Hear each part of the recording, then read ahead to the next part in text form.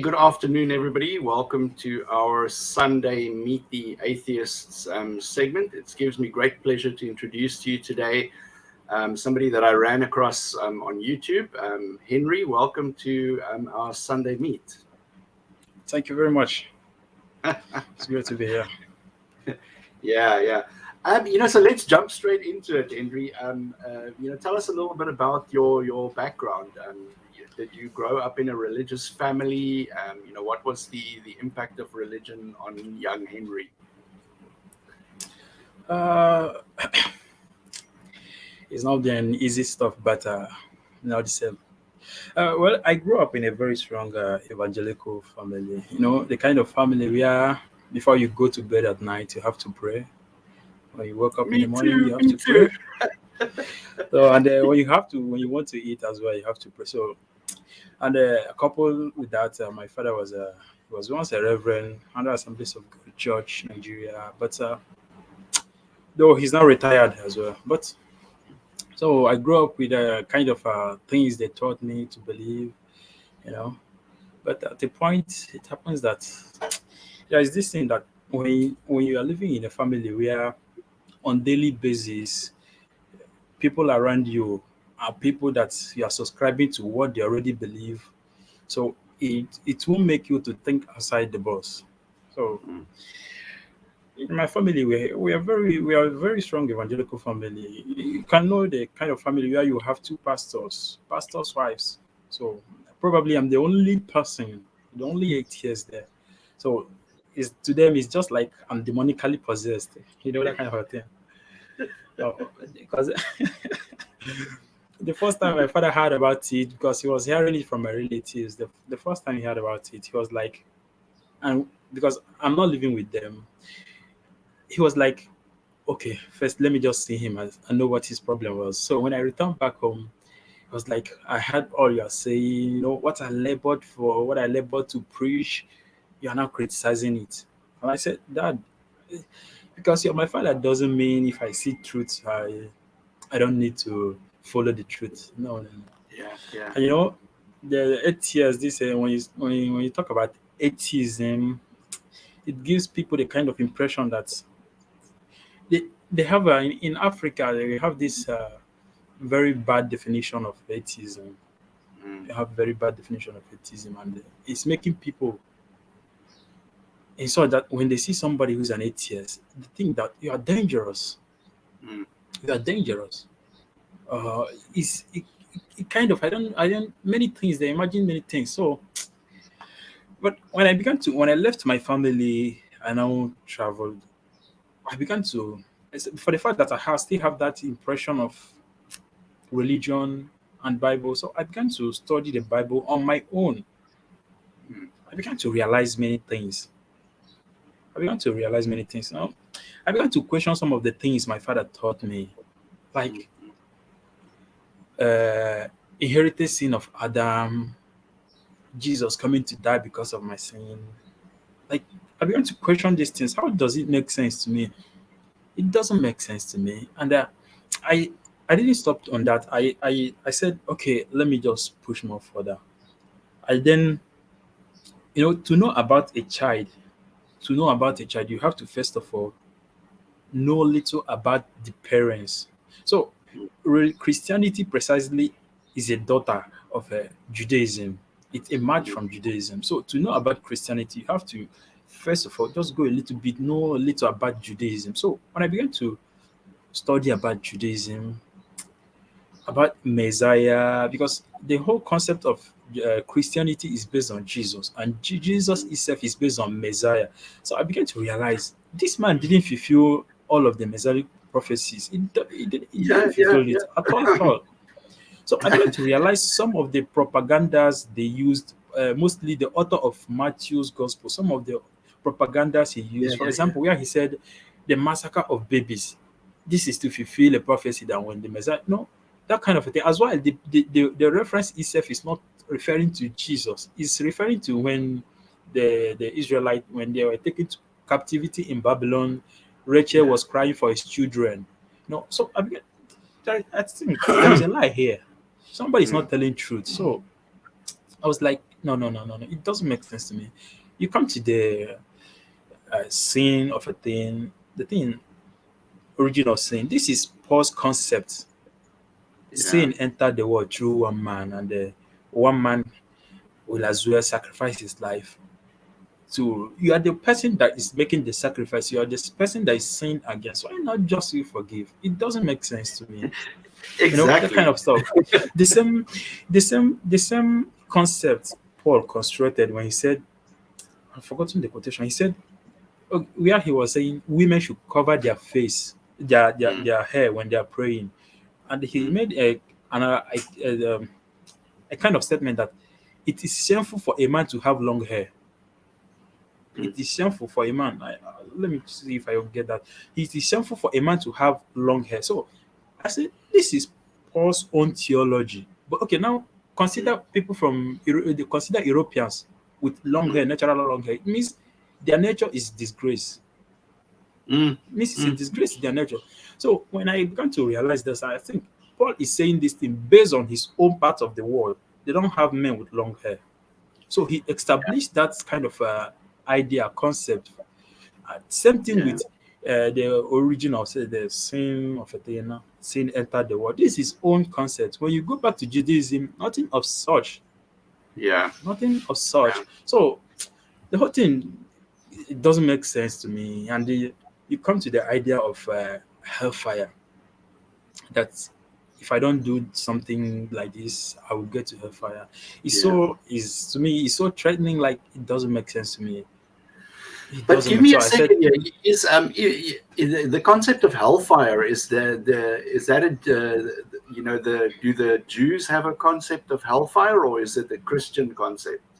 Because I pardon? believe that is it a Jewish concept, hellfire, or is it a Christian concept? Because I don't know if I remember correctly, but somebody told me that the Jewish version of hell is not like the Christian version of hell. Yeah, yeah, yeah, yeah, yeah. You know, in Judaism don't have this hellfire Christians are talking about. The the Christian deconstruct the whole stuff. They deconstruct the whole stuff. They deconstruct the concept of the Messiah, the purpose, the kingdom the Messiah is coming to restore, and the whole source. They just deconstruct the thing. So when it comes to hellfire in Jewish world, they don't have hellfire idea where somebody will go, that kind of stuff. So but there's this a place called Sheol. Sure, yeah, yeah, So this is a place where dead people go. You just stay there. There is no place like hellfire, those kind of stuff. So but but when Christianity, when after the death of Jesus, some kind of movement, notwithstanding, we don't have the original movement of Jesus. We don't have it. yeah, The original movement of Jesus died away. What we have is Paul movement itself, and Paul movement is in contradiction with the original movement of Jesus. So it is Paul movement that come up with this idea of hellfire of a thing, just to threatening people to get them in the wrong path. People that there is I used to tell people that atheism, they are fearless people.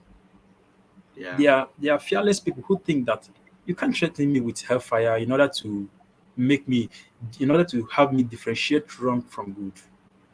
Mm, You can't threaten me with condemnation. You don't need to tell a man to love his children. mm, You don't need to tell a man to love his wife. He know that is what he's supposed to do.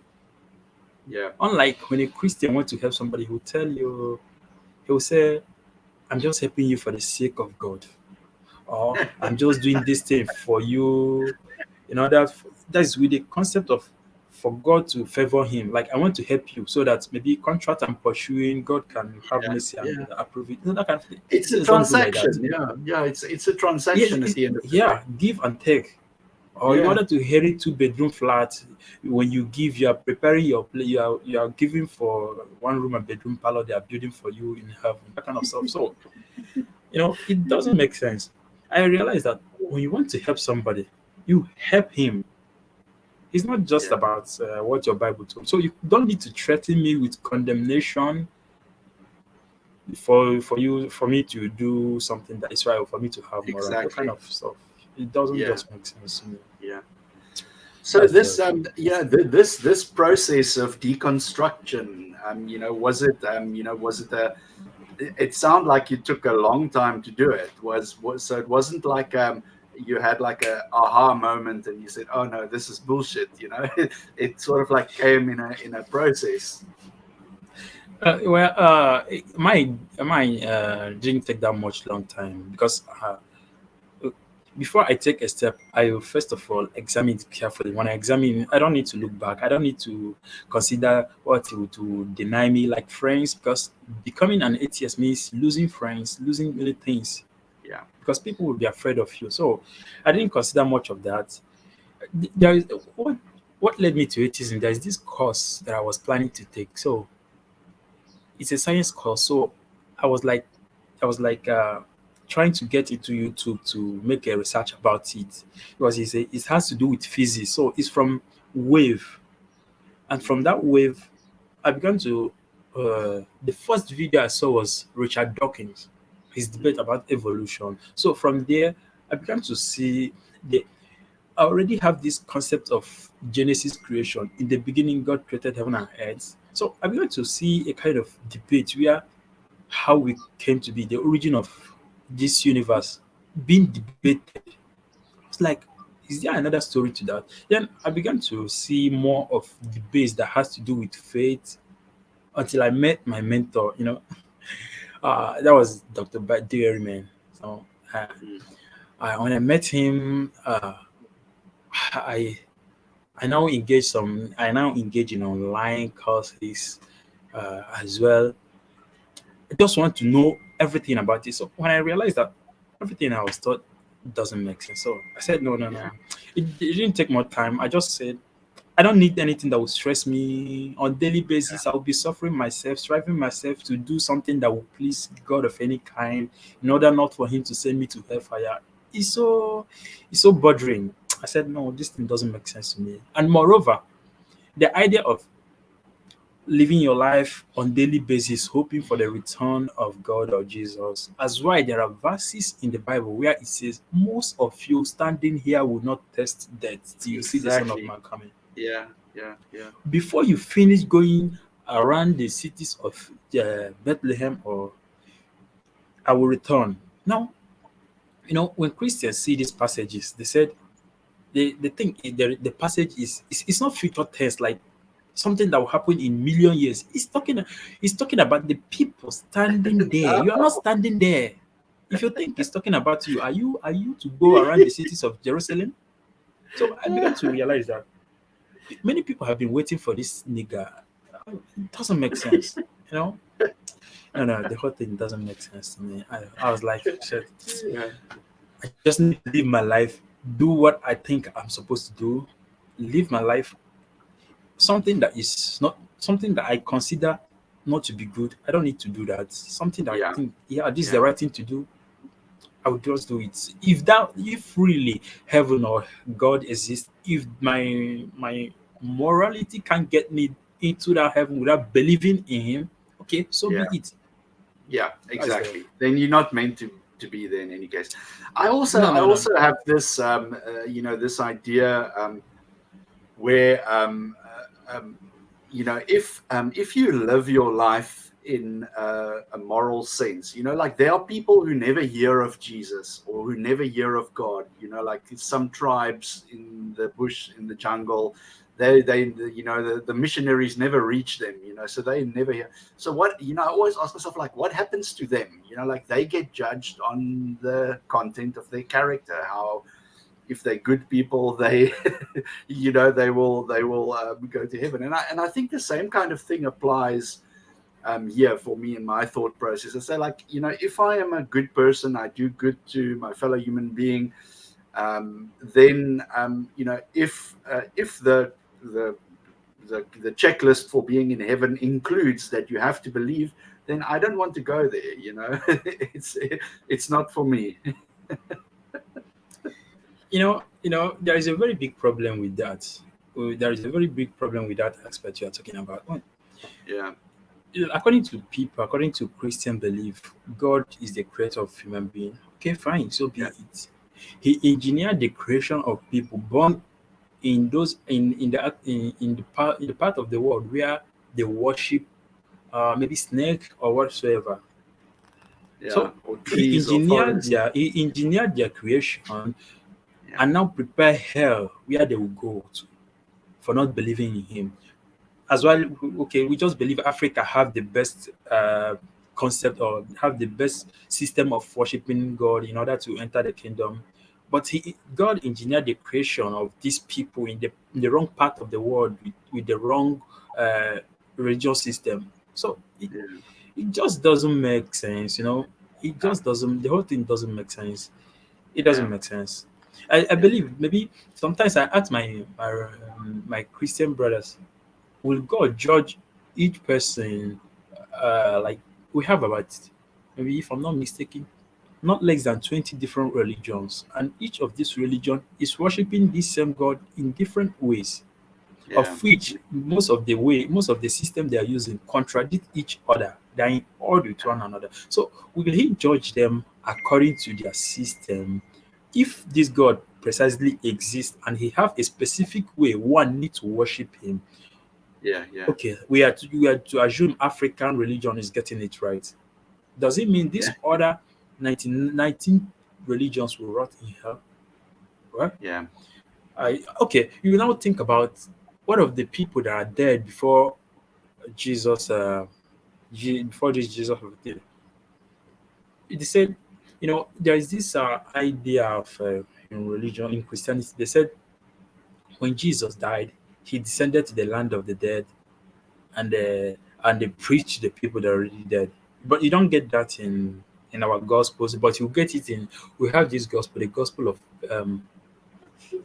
Peter. That is where you have the account of Jesus' resurrection.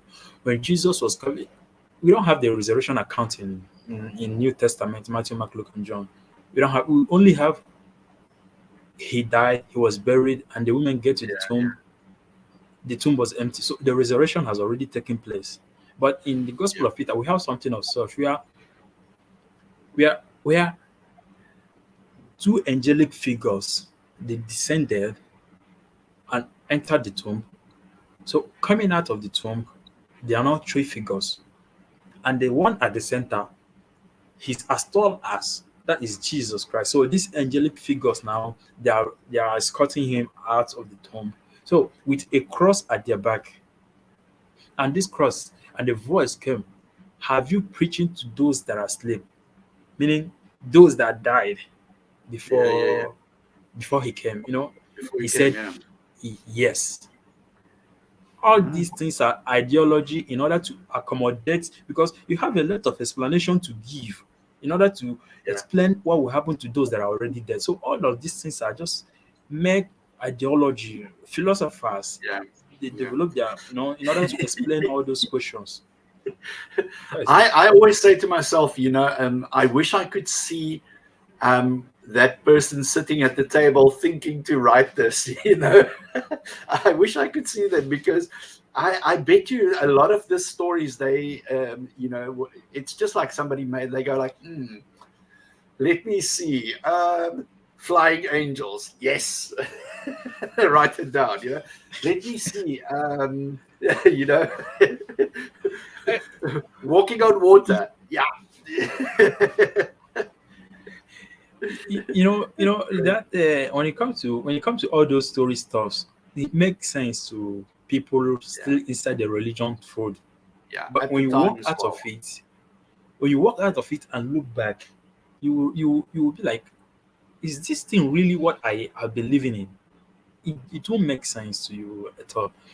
Yeah. Even all of the truth is, the people that are writing all those stuffs, according to Christian, they said it's the inspired word of God. God inspired the people. Maybe he came and was whispering to the author of Matthew, I want you to write something like this. You know, okay, for the sake of argument, I accept it. Okay, fine. Yeah. He's the one doing it.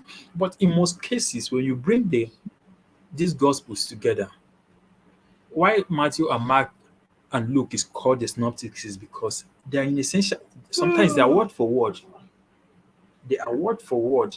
Two people write it like you are there and I'm here. We are to write the same. We are to write about this interview. There is no way we can write word for word. Yeah. So you said God Yeah. inspired these people. Okay, He inspired them to write. Okay, fine. Yeah. So what about those places they contradict each other? If they can make, if God can Exactly. perform the miracle of inspiring them to write something that word for word, why not? As in, why not perform the miracle of making them not to write something that will contradict each other? Something that in the people don't understand the definition of contradiction. They misunderstand contradiction to be discrepancy, in the sense that two people are writing this story, same story. There's no way both can be the same. Yeah, both cannot be the same, but they don't need to contradict each other in the sense that both can be accurate at the same time. And moreover, is the Matthew and Mark, the stories we have, we don't have the actual life of Jesus. We don't have it. But the fact is, there was a historical Jesus. This figure, historical Jesus, he existed. So the authors of these gospels made up stories by themselves in order to a story that will serve the purpose that they are writing. Maybe be a kind of movement, a religion being at the beginning of religion. So they need to have something that will make people that will make they need to come up with stories that will excite people in order to join the Yeah. movement. Yeah. They make up stories. We don't have the actual stories about it. So all those things they are writing there, it doesn't make sense. This is the thing, Henry. I think this is why religion has taken so strongly in Africa, especially because we African people are storytellers. We love stories, and we keep on.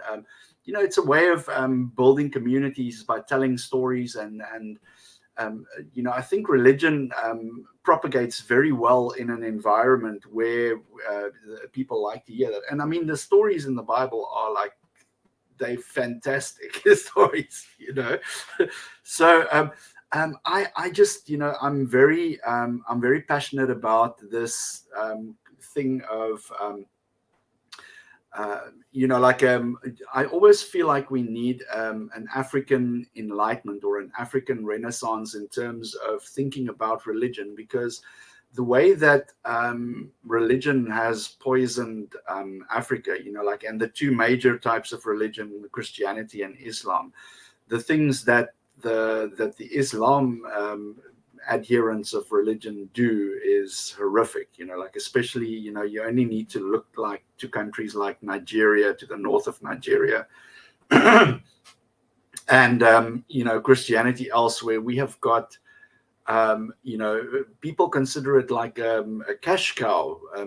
These pastors are filthy rich, and people are living in shacks next to the church. It's crazy. Just the way that I see it on the ground here is just that it's used as a tool of oppression. It oppresses people, and it takes away that sense of thinking for themselves. People always tell us here, oh, atheism is un-African. Like, we are Africans, we have got a spiritual sense of the world, and I want to say to them, like, you know what? Christianity is also un-African. Islam is also un-African. These things are not African concepts that you are holding on to. Yeah, yeah, yeah, yeah, yeah. The thing is, there is this. Honestly, to me, it pains me a lot when I look at my African people, and knowing I myself being a kind of person that what I know about these things these people are dying for, they don't know it. What we have in Africa is Bible preachers. We don't have Bible teachers. A Bible preacher is different from a Bible teacher.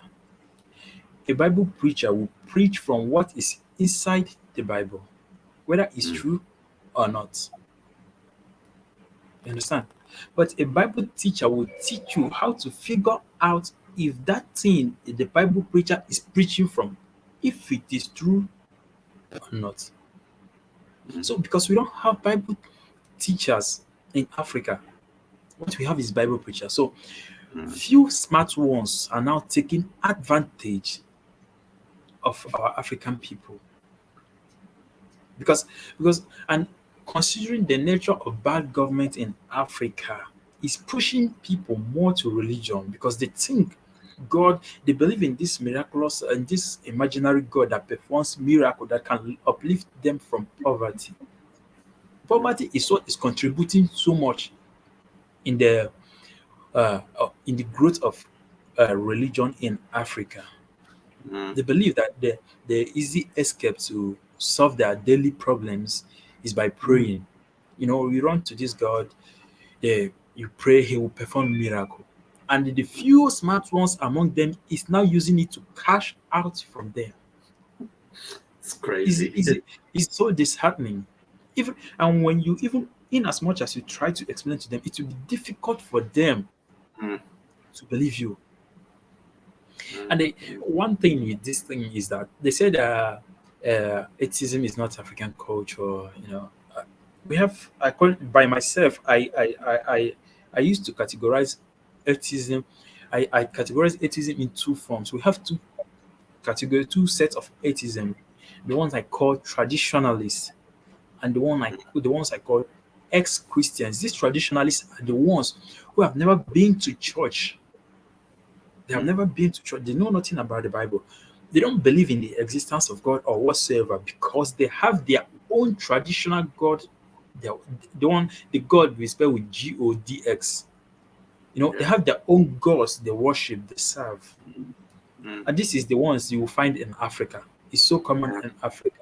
And that is the definition, the picture of atheism our African people always define people like us with. That's why the second set of atheism is the ones that have studied the Bible front and back, find it ridiculous to believe that this is a word of inspired word of God. The ones that have the ex-Christians are the ones that have looked around the nature of the world and look like this universe doesn't seem like something being controlled by a kind of omniscient God. No, no, no, no. The whole thing doesn't make sense. So Mm. these two atheisms they are different. You will find the first one in Africa, and this second one is still making wave. It's still Yeah. making wave. And in order to be among, you have to be intelligent, you have to be smart, you have to be Yeah. thinking. If you're not thinking for yourself, you can't be able to because it comes with a lot of courage. You can't be able to break the yoke because religion is toxic. Religion is very, very toxic. Mm. Mm. And the key to Yeah. that toxic I've heard it. I've heard it said that Christianity happens when somebody else reads the Bible for you, and atheism happens when you read the Bible for yourself.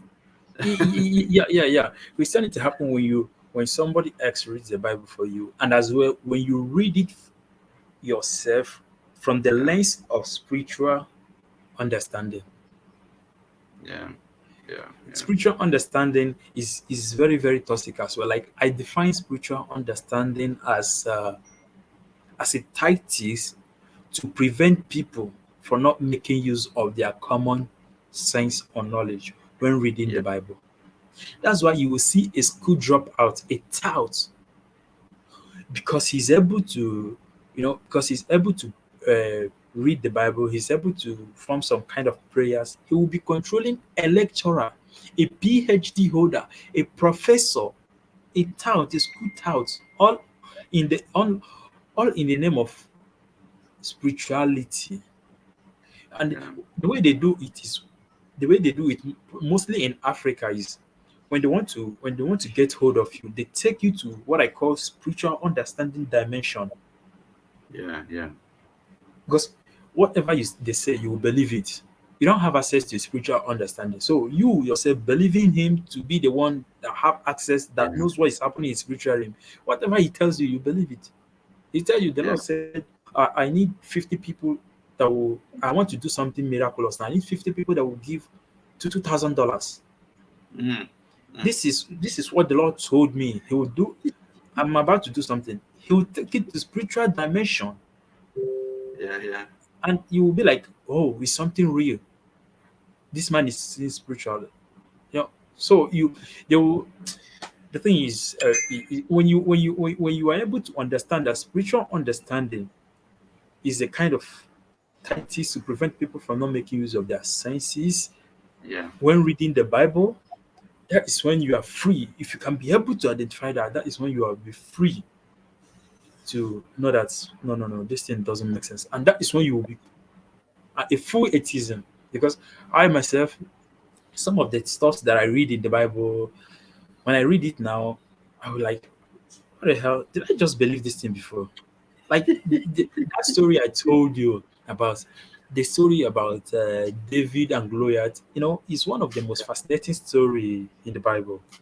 Uh, That's uh, why, and people today, when they encounter the kind of problem, they said David used stone to kill Goliath. So therefore, by the power of God, I will also destroy you, devil.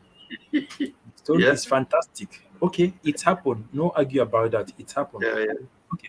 So you come to the at the before this particular story, you come to another story where it said David was serving in the house of Paul as his guitar, as his music player. You understand? Yeah. You know this Yes. story. Yes, I So, know. so when you're using spiritual understanding to read the Bible, let me tell you how the spiritual understanding works. When you are using spiritual understanding to read the Bible, these two story to a Christian, it happened. Okay, fine. But when you read the story, Saul never knew David before. Paul knew David the first time David came to his house. David was brought to his house to be his musician, so that when the evil spirit from God enters him, he will play the music and his mind will calm down. So, so Saul was pleased with David. He sent message to Jesse, the father of David. I want your son to be with me, to remain in my house. So David lived with Saul. Fantastic story. That is spiritual understanding. It happened. Okay. So, Yeah. but when you read the story of David and Goliath, when David appeared in the scene of the battle, when no one was able to confront Goliath, he appeared in the field of the battle. While he was while he was about to confront Goliath, the same Saul David was living with in the past story now asks his commander, "Who is this guy? Whose son is this guy?" Yeah. And they told him, "This is Jesse's son."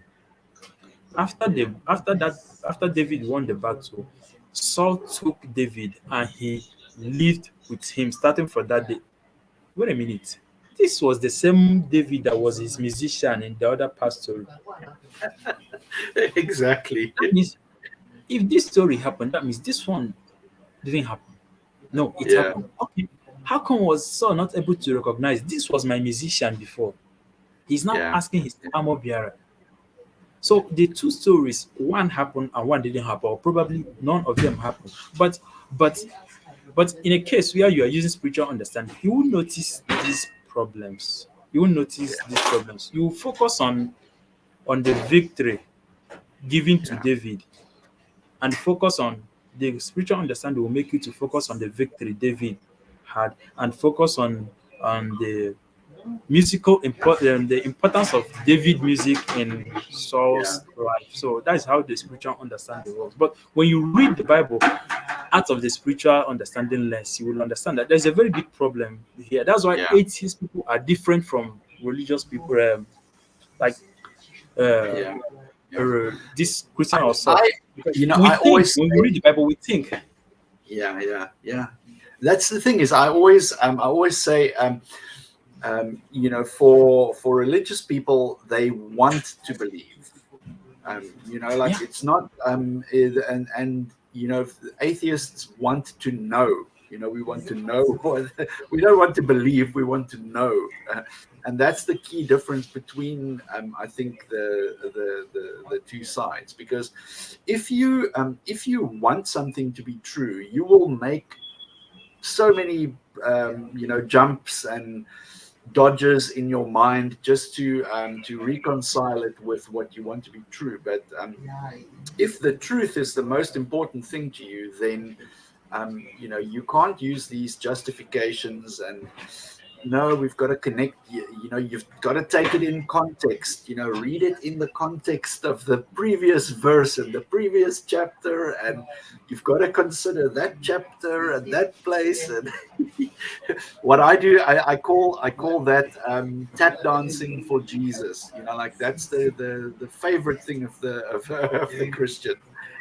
They can tap dance for days around these stories, and don't even start on contradictions. You know, like the if you had to present a document in school or to your boss or in a legal case that contains one or two contradictions, it'll be thrown out. You know, and when you look at the Bible, it's this long list of, and it's not small contradictions. It says A on the one side and B on the other side. You know, it's almost like you know, I don't know if God was schizophrenic or had different personalities when he was telling it, hey, you must write, David, you must write this. And then he goes, hey, Esther, you must write that.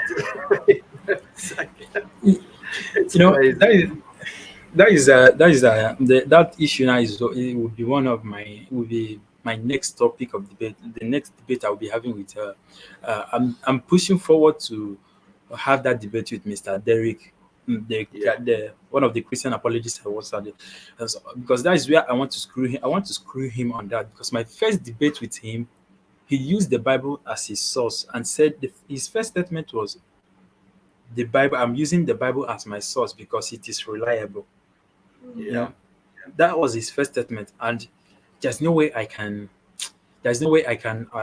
It really hurts me by that statement, because I know this is not reliable. So he used that. So I'm just trying to, for us to have the debate so that I can screw him up on the problems of the Bible problems. So coming to the Bible issues about that stuff, there is the way we read Bible in Africa, and probably in Africa, Christians as well. They they have in the church, you and that is why they don't take notice of some of the problems.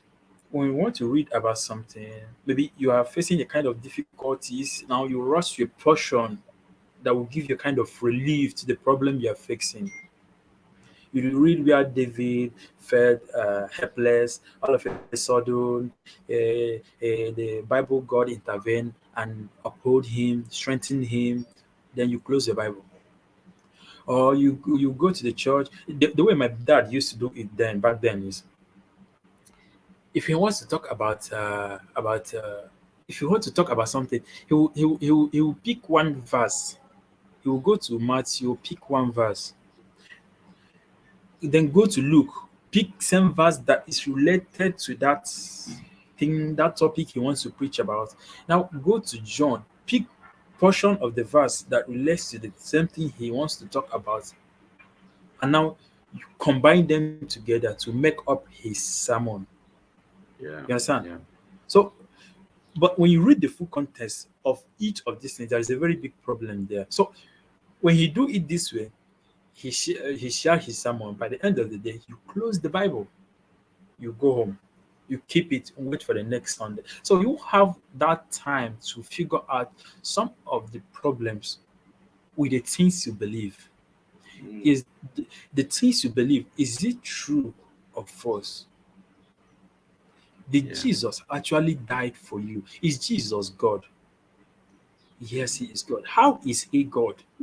mm, He is God because, okay, if he is God, how did he get himself here on earth? He is God because he was in the beginning was the word, he was with God.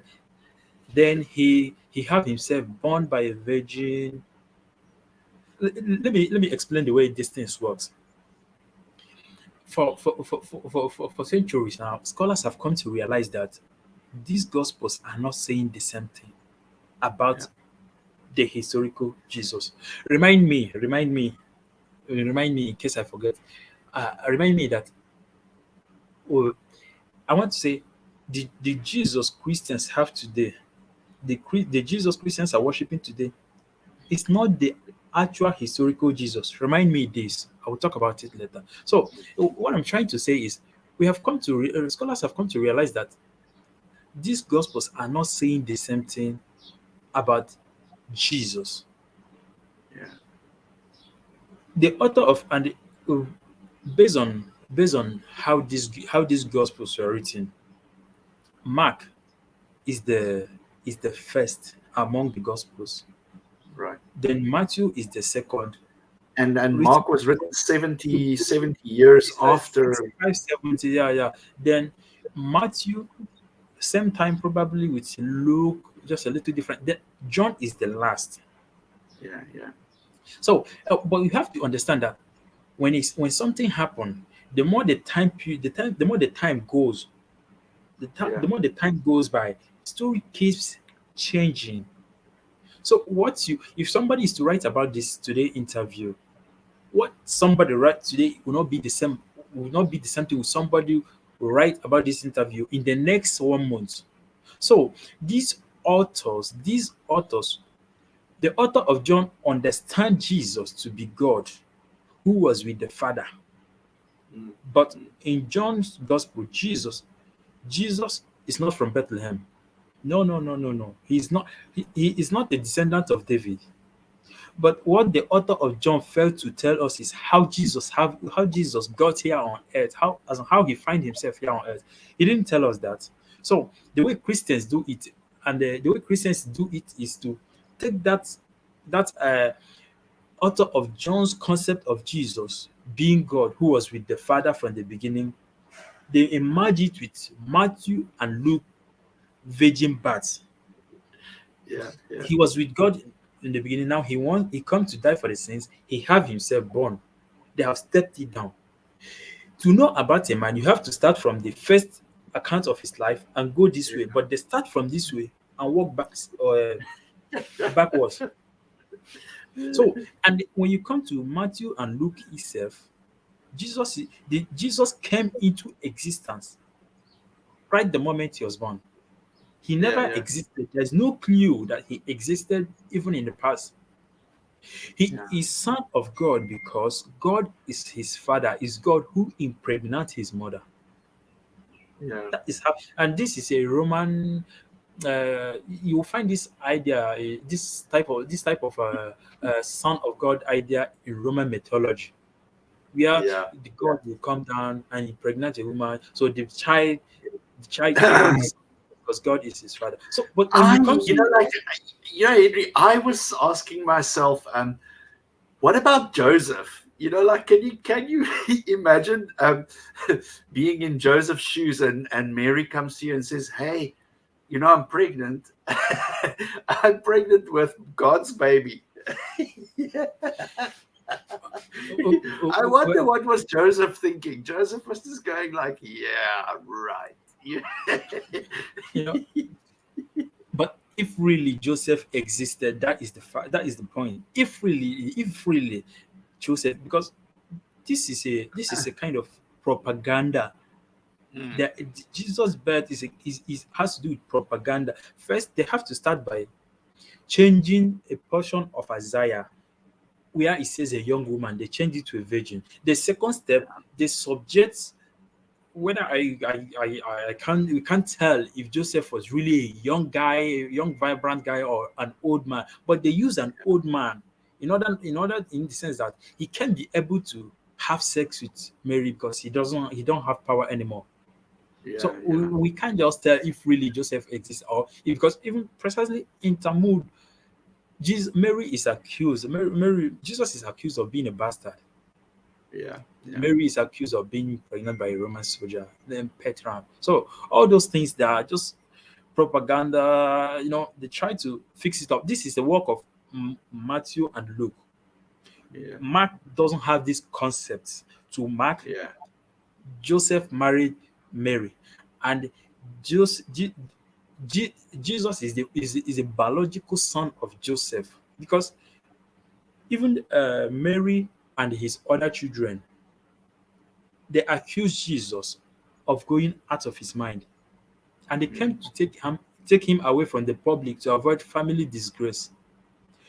Then, when you come to Matthew and Luke, this is the same Mary who was told by an angel that the son you will bear will be called God or will be called whatever. How come in Mark you are now accusing him of going out of his mind. Does it mean you have forgotten what the angels told you? So you will understand that this is Mark's understanding of him. Mark's understanding of Jesus is different from Matthew and Luke, and Luke and Matthew understanding of him is different from John. So, but Yeah. in all the same, all of these authors they just put up stuff together to make up a story about a historical figure who Yeah. once existed, who was crucified for treason against the state.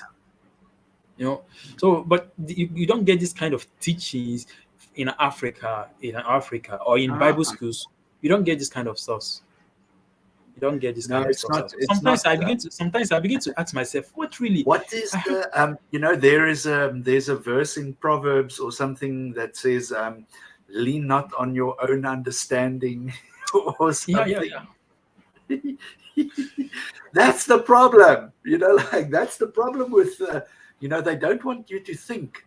That's the that's No, the no, no, root of no. the They don't. problem. They don't. And as well, it's not easy for you to think for yourself when you are living in a Yeah, society where people that surrounds you are people who subscribe to each other's idea, an idea passed on to them by their parents, whom they think that can never lie to them. Like just like yeah, my father. I'm not angry with my father. I never yeah, said my father deceived me. No, because he thinks he's doing good. He's doing me exactly. good. Yeah, But yeah. he No, passed on I'm to me I'm same thing his own parents passed on to him. So it's exactly. I myself who he never made out time to examine it from another angle other than what he was taught. But I myself, that kind of stuff. So it's not easy in Africa where you get yourself surrounded by churches, those kind of stuff. Yeah, That's a yeah. problem there. No, I agree 100%. Let's circle back to what you wanted me to remind you of, that the Jesus back then and the Jesus now. Oh, okay. Yeah. I used to tell people that, but they find it ridiculous to believe. I used to Uh, tell people that the Jesus Christians today, both my family members, the Jesus they worship uh, never existed. There was a historical figure named Jesus. He yeah, never existed. He only exists in imagination. I will yeah, try to explain how this works.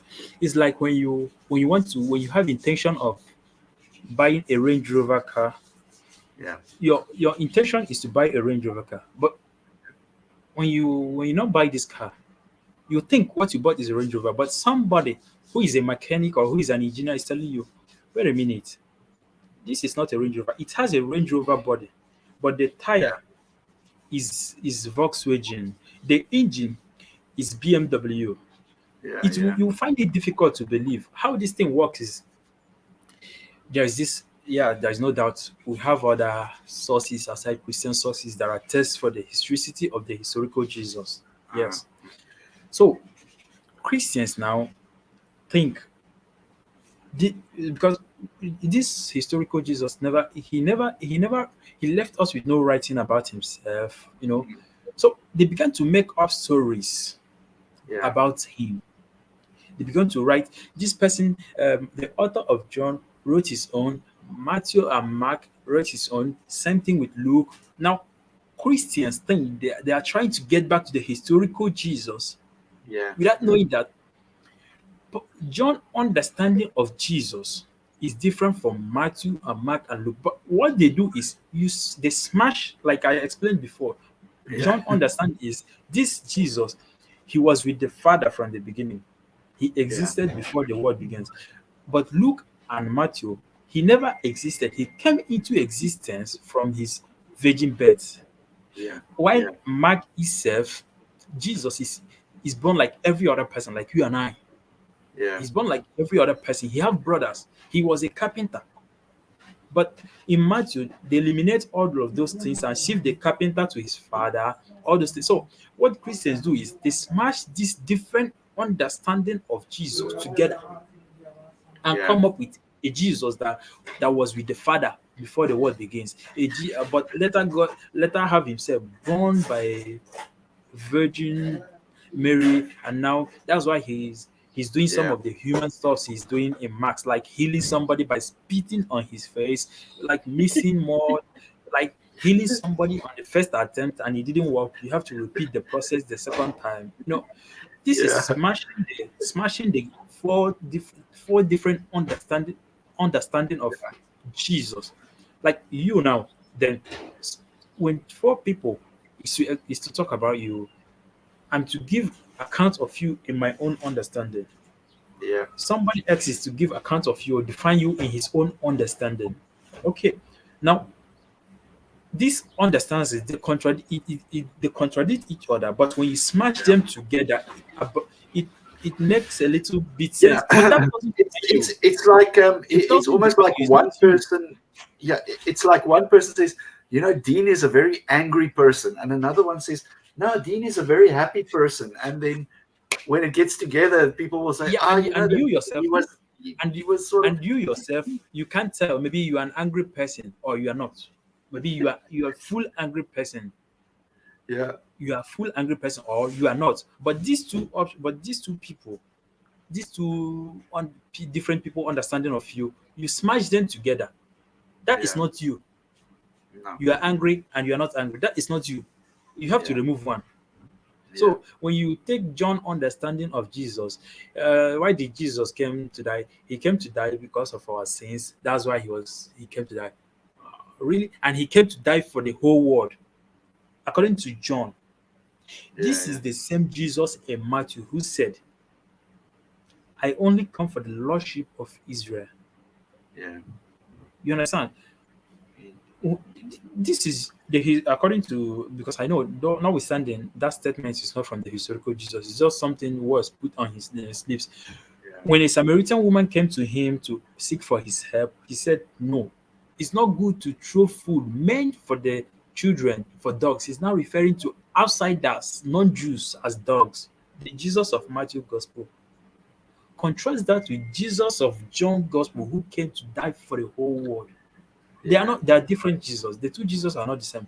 But Christians, in order to explain the humanity of Jesus, they start by a Jesus who was with the Father, come down to Jesus who got himself born by a virgin, and now down to Jesus who is exhibiting some kind of human behaviors, all those kind of stuff. So yeah. that Jesus doesn't exist. He's not historical. He never existed. Mm. That is the No, thing. it's true. It's true. Um, let's start circling this, around towards the conclusion. And what I, really want to talk about is two things. First of all, people always say to me, like, Dean, you always focus on the harm that religion does, and I do that for a reason, because religion has a very negative impact on people. People live in constant fear of upsetting God, and they do horrible things to one another in the name of religion. So and whenever people say to me, like, what harm does religion do, I say to them, like, just go to Africa, just go travel northern Africa, and you'll see what the harm is. So do you have any stories of the harm that religion has caused in your area where you live? Yeah, yeah. Problems religion causing a society, which I will come to that later. But let me just start by myself. Yeah, Religion is the toxicness of religion led, like, I lost my mother. That was 11 years ago. It's as a result of religious belief. It's a very big harm to me. How it happened is that there is this. My mother was sick. There's this sickness called stroke. Stroke, that the yeah, person, one side of his body. So my mother was sick. There is a traditional way to heal such a person, but because of my father' religious belief, he refused to go to that direction. So everybody prayed, the whole church prayed, assemblies of God, everybody prayed. So there is no change. So people recommend my dad to take my mom to a particular place where they said the woman is a very strong prayer. prayer woman. So when my dad took my mom there, my mom was in coma for 1 good month. He couldn't speak, couldn't eat. So one day, my father was returning back from the place to come and visit us. His mobility broke down. He went to a nearby mechanic to fix his mobility. So the kind of a man who is passing such kind of problem, and he's coupled with the breakdown of his mobility, he needs to see us that day and return back where my mother is. Where my mother was. So a guy looked at my dad and said, "Sir, you look so worried. What is the problem?" My father now told him, "My wife." My father explained everything to him. He said, "Okay, don't worry, sir. I will take you to a man who healed my own father. He will heal your wife. He's perfect. He's perfect in this kind of problems. He will heal your wife." My father said, "Okay, take me there." When my father get there, it happens to be a kind of place, a traditional man, a kind of place where you will see some kind of carved images or no people who heal using traditional method. My father said, "Wait a minute, is this where you brought me? If this man would be the only person that will heal my wife, it is better for my wife to die in that sickness." My father turned back. My father turned back, and eventually my mother died with that sickness. My Yeah. mother didn't survive it. So the problem of religion there is my father religious belief. Maybe if my father had taken my mother to the place, maybe by now I would still be having my mother. But Yeah. as of that particular time, because I was still young, as of that particular time, I subscribed to my father's idea. My father was like, "This is God testing him." That kind of story Mhm. you get in Job. Yeah. This is God testing him to see if he will seek help in the hand of devil. But it doesn't make sense to me. It's a kind of damage to me. This is my Yeah. mother. I lost my mother out of so where there is a solution. Religious belief had caused the death of my mother. That Mm. kind of a thing. And you come in the other way around in our society today. It's uh, it's not something to talk about. A lot of damage. A lot Yeah. of damage. You come to some marriages today, you see pastors sleeping with people's wife. Yeah. And when this man finds out, divorce threats, broken homes as a result of what? People who are parading themselves as pastors, preachers of this religion. Virtuous members of You know, society. is not just something killing. When you talk about in the aspect of war as well, Yeah. war as well. Just last 4 months ago, there was a girl named Deborah who was set Yes, ablaze I know. by Muslims because he blasphemed against Allah. Their Yeah. religious belief taught them you don't need to blaspheme against Allah. Mm. And this girl itself, because of the toxicness of religion, trying to defend his own religion, Christianity, that it is the best, Yeah. he was set ablaze. He lost his life, her life. This is Yeah. religious problem in our society. Now, just think about Afghanistans. They are bombing themselves, blowing up themselves. Muslims. Mm. All of these things are just because of how religion has programmed their mind. Yeah. Yeah.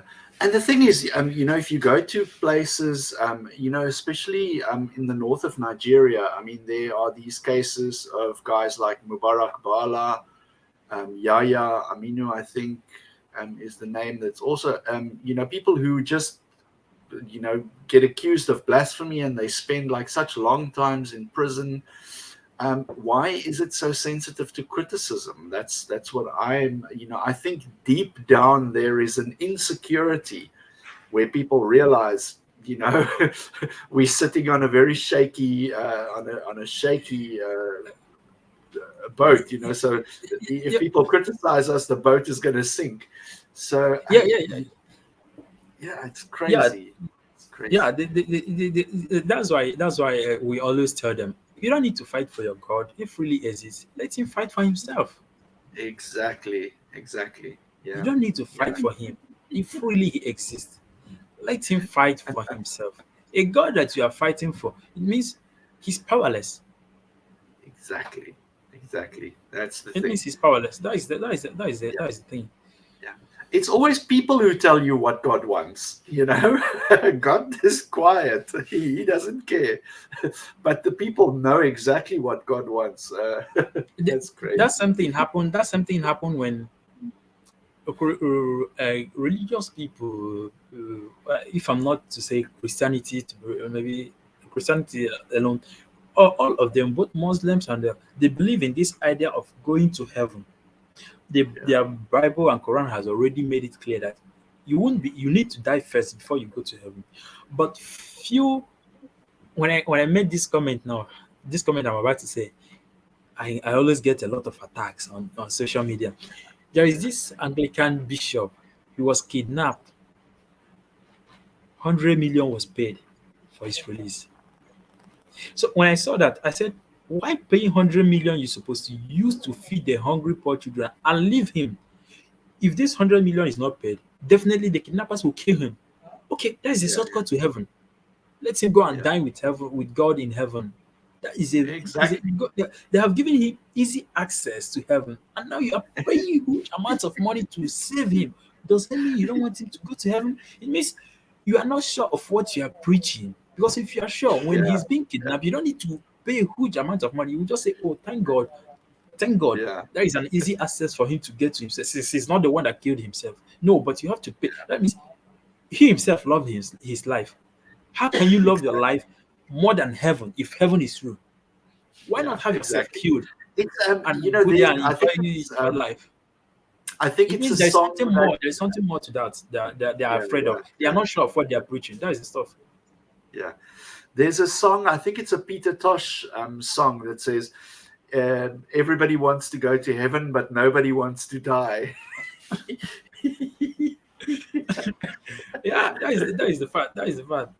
Yeah. The only time they think they want to go to heaven is when they sleep and they did not wake up. That is the only time they think. That is the but the fact is death is death. No matter how you die. No matter how Exactly. you die. If you have the opportunity to like if I myself if I have the opportunity to be living in Canada Yeah. and the opportunity is for me to be kidnapped by bandits, okay, fine. And I'm sure that if bandits kidnap me or they killed me, I will find myself in Canada. Take me. Yeah. I will even tell my family members, don't pay ransom on my behalf. I want to go to Canada. Kill me. Okay, Yeah. for me calling you to pay to make sure, try in as much as you can to pay the ransom means I'm not sure of myself that I will go to Canada if these people kill me. So if I'm not sure, what gives me the right to be to be to be to be spreading false belief I'm not sure of to people, you know, convincing them this is true when when I find myself in that shoe to prove what I believe, Yeah. I slack back. It doesn't make sense. The whole thing doesn't. But people don't think it this way. People, it is only atheist people who think it critically. You know, they are skeptical. Exactly. Exactly. Henry, let's conclude it here. I mean, it's been such a pleasure talking to you. Do you have any social media that you want to promote? Can anybody? When are you going to start your own YouTube channel? But I don't. In as much as I try to, in as much as I try to talk to people to inspire them to think for themselves. So Yeah. anybody that wants to reach out to me, I only use Facebook. I'm not on Yeah. YouTube for now. I'm only Yeah. using Facebook. Using the name Henry Osuji, definitely the person will find me. Same place will Yeah. find me. So the person Yeah. will find me. Yeah. Amazing. Well, I want to thank you so much for being so generous with your time. Keep fighting the good fight, and I'll keep an Yeah. eye out for that upcoming debate. I'd love to watch that. Yeah. Yeah. If really he will accept it, because I know he will not. I know. I definitely know he will not. Because if he does, the whole all hell will break loose. Definitely, all hell will break loose. Definitely. Okay, well, yeah, thank you so much for your time, Henry. We really appreciate it, and keep fighting the good fight. We'll see you out there. Thank you very much. Thank you. Thank you very much.